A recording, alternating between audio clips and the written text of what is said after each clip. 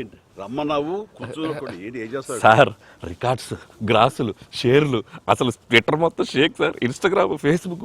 అవునయ్యా, నువ్వు ఇంత మంచి సినిమా తీసి ఇంత పెద్ద హిట్ ఇచ్చి వచ్చినటువంటి వీటికి నువ్వు ఆనందపడిపోతావు తప్ప ఇంత పెద్ద హిట్ ఇచ్చినా మన ప్రేక్షకులకి ధన్యవాదాలు చెప్పే అవకాశం ఏమైనా ఉందా?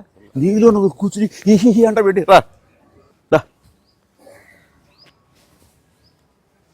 ఏంటా ఈ పంచాను ఈ షర్టు ఎక్కడ కొట్టుకొచ్చావు సార్ ఏ కొట్లో కొనుక్కొచ్చావు అన్నాను. సార్ డిజైనర్ వేరు సార్. అబ్బో చాలే చాలా విన్నావు, కూర్చో. ఎలా తెలిసిపోయింది? వెంకటేష్ గారిని రమ్మన్నాను, వచ్చి ఉంటారా? Happy Sankranti. Sankranti, happy Sankranti. Block buster Anil, one more block buster. ఏంటిది? ఏంటిది?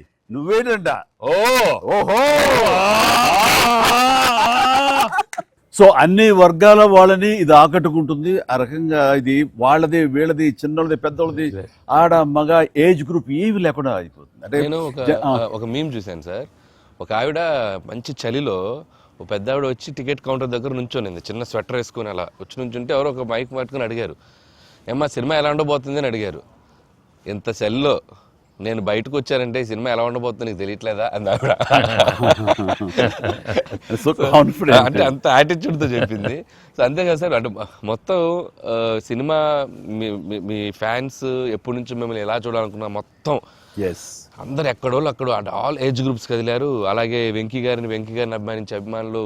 సో మొత్తం అందరూ చూస్తున్నారు. వీళ్ళందరిలో మెజారిటీ మహిళలు ఎక్కువగా వచ్చి సినిమా చూస్తున్నారు. సో తండోపతండాలుగా వచ్చి వస్తున్నారు.